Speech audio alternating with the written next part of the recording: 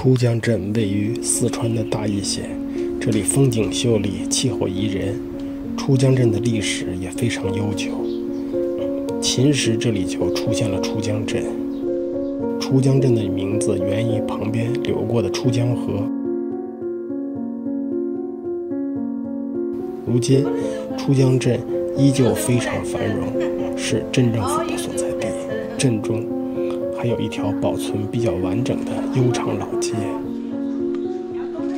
出江镇的老街如今依旧非常繁荣，此起彼伏的谈笑声让这里充满了烟火气。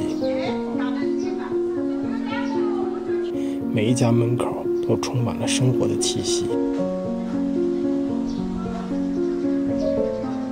武培英是出江镇的名人，民国时期曾经为国民革命军24军的副军长。1949年12月，随着刘文辉起义，这处院子是他的公馆。院子是民国建筑，里面有一座2层的小楼，可惜如今并不开放。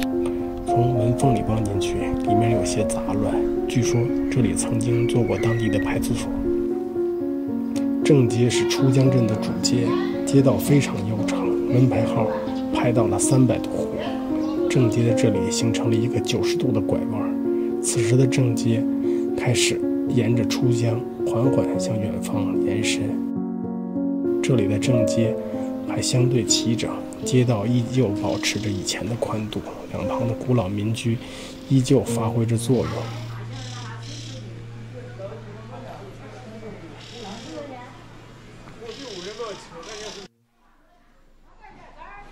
传统木架房，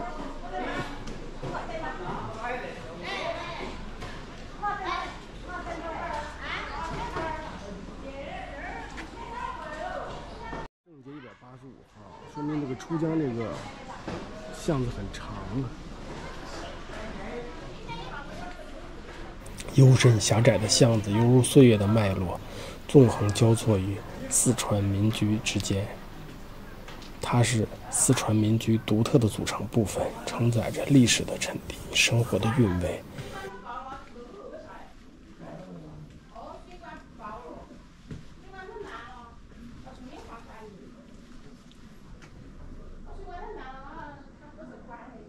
老式的解放鞋是农民的标配。正街非常长啊，到这是132号，前面还有100多号。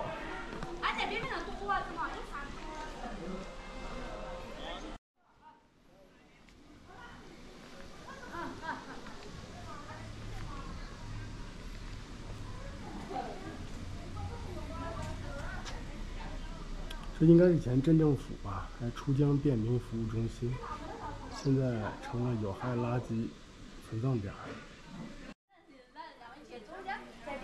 这些巷子狭窄而悠长，仿佛时光隧道，引领人们走进四川民居那充满烟火气息的世界。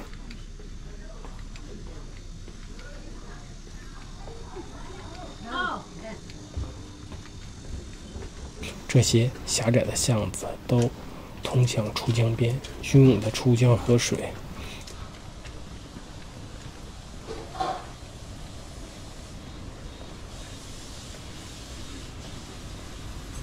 从这出去就能到了江边。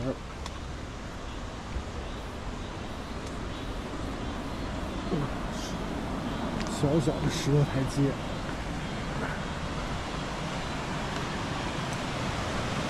汹涌的出江，水流湍急，流水声震耳欲聋，非常震撼。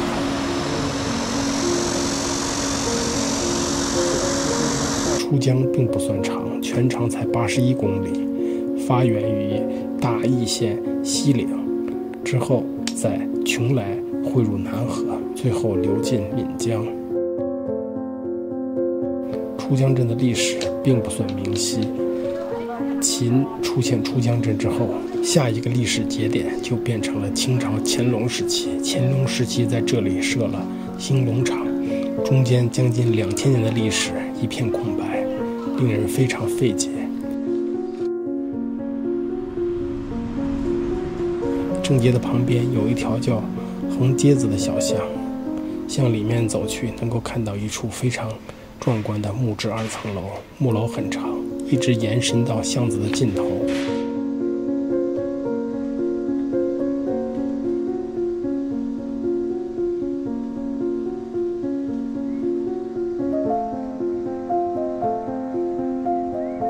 这栋长长的2层木楼，往昔曾是完美的对称存在。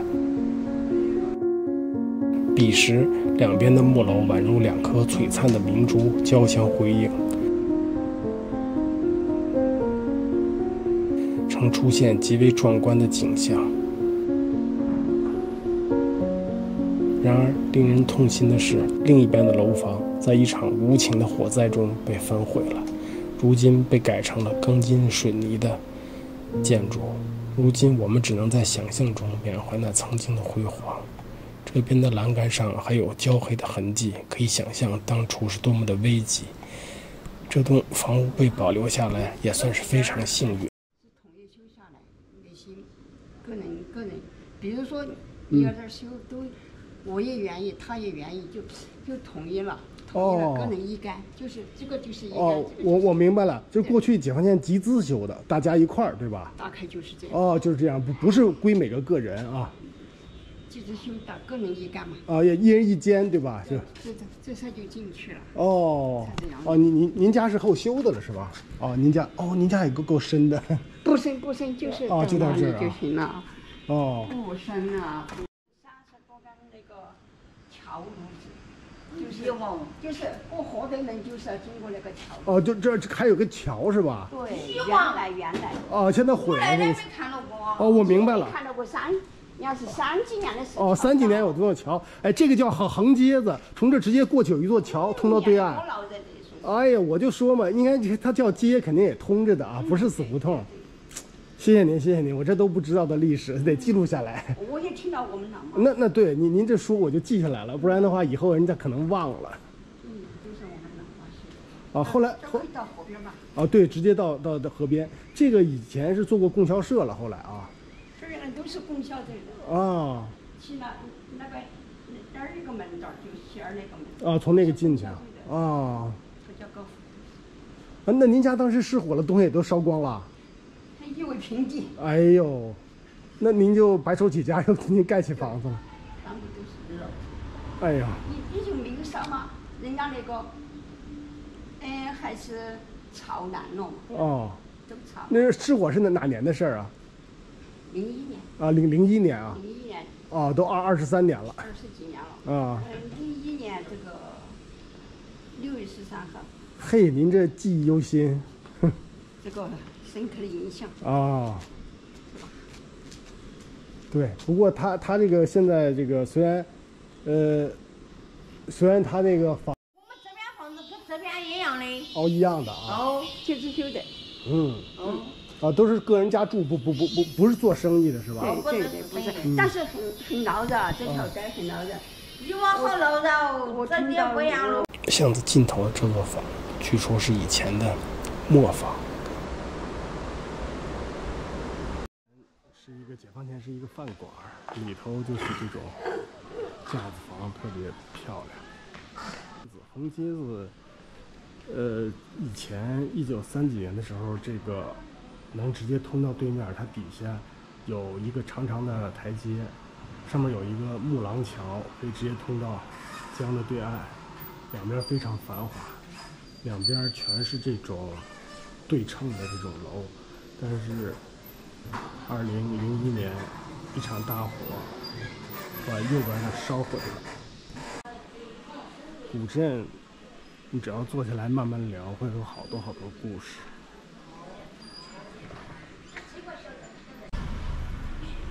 出江正街。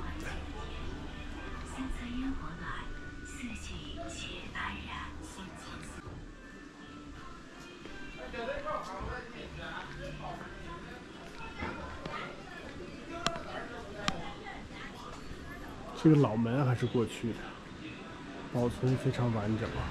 现在是82号，上面也有毛主席语录，哪儿都有他们。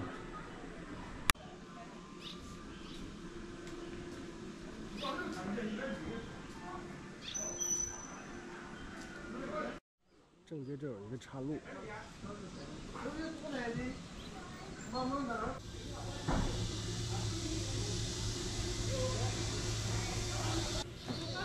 您这是做什么的？那么多帽子呀？啊？您这怎么那么多帽子？您是做什么工作的？这是理发的吗？不是的。你们我见摆了好多帽子，什么意思？不都是的，姐，你要不要帽？哦，没有，哦，就是您平时戴的啊。哦。嘿，我以为您这是理发的。人家丢了，我家挂你。哦，嘿，哦，各种帽子，安全帽什么都有。都是讲的。哎呦，我还以为礼物嘛。我还以为您是有什么特殊的工作呢。不是的。那个啥，我这个助理打杆的，他该。来，我去看一下那个院啊。他该说了，拍一个你这院。让我走着走，我得跟他同甘苦，共患难。啊，咱买点肉吃去啊！家人们给奶奶买点肉吃去，行不行？传统的木架子房在正街上比比皆是，这些陈旧的木板上散发着古朴的气息，那是时间沉淀的味道，带着淡淡的木香，混合着许多历史的尘埃。聊天的人们让老街显得生机勃勃，且充满温情。哦，有人我来吃，没人我不吃。这个废弃的院子以前是税务所。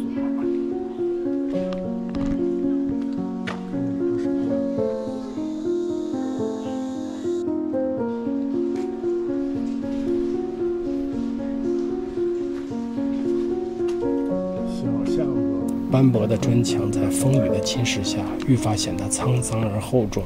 那原本坚实的墙体，如今布满了岁月的痕迹。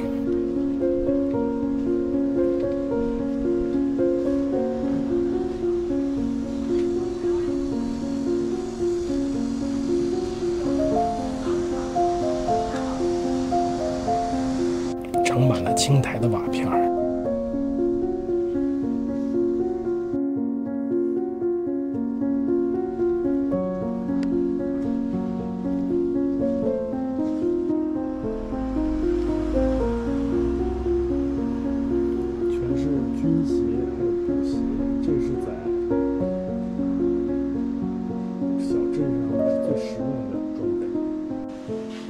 这种刮脸只有咱那镇上才有了，城里都没有了。您这是手艺啊。但是您说他们老了，他们需不需要这种服务？年轻人老了，理发师从容地给顾客修面，这个古老的职业随着老年人的慢慢离去，不知还能维持多久。出江公社出原4队竣工校肥机肥东部港。63块台币。小巷子里种满了花草，各类花卉争奇斗艳，为小巷增添了一抹绚丽的色彩和勃勃的生机。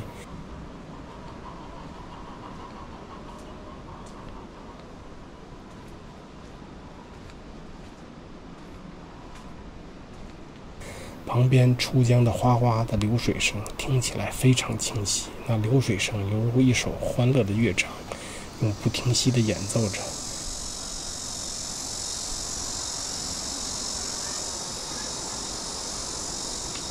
鸡鸭们那欢快的叫声为小巷增添了一份别样的热闹与活力，这些声音交汇在一起，让小巷子充满了浓郁的田园气息。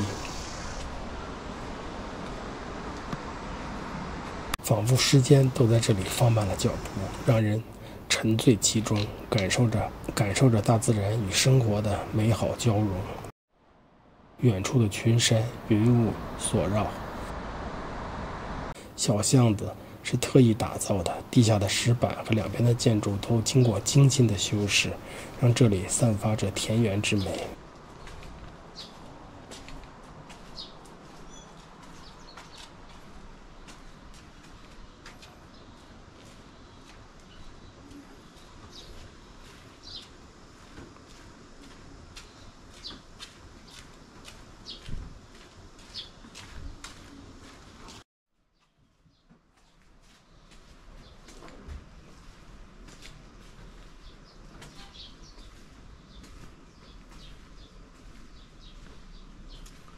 梦幻一般的小路，蜿蜒向前，链接了出江镇的古今。走在这里，好像能触摸到出江那源远流长的灵魂。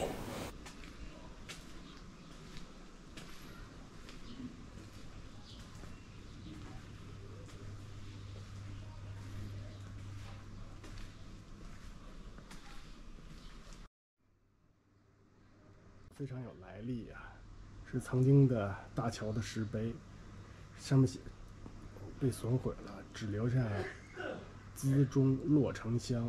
骆丞相是清朝四川唯一的一位状元。这个字写的，这个残碑被有识之士抬到这个箱子保护起来了，我们才能看到。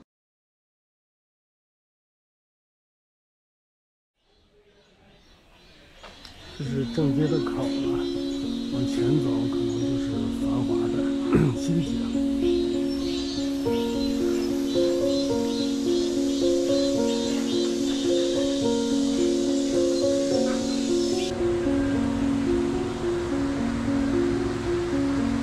这个老的这个石桥的桥墩，你看这石桥被冲毁了，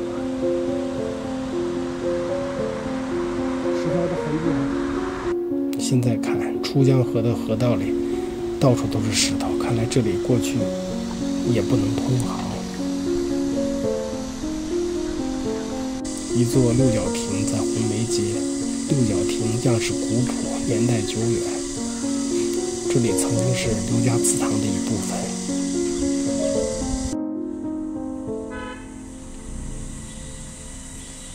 出江镇宛如一本永远读不完的史书。每一页都写满了故事与传奇，它静静地守望着岁月的变迁，见证着一代又一代人的人生百态。当我们离开这片土地，那古老的街巷、奔腾的江水、淳朴的人们，都深深地印刻在我们的记忆深处。愿出江镇在未来的日子里，继续以它宁静与美丽，温暖每一个到访者的心灵，成为人们心中永远的向往之地。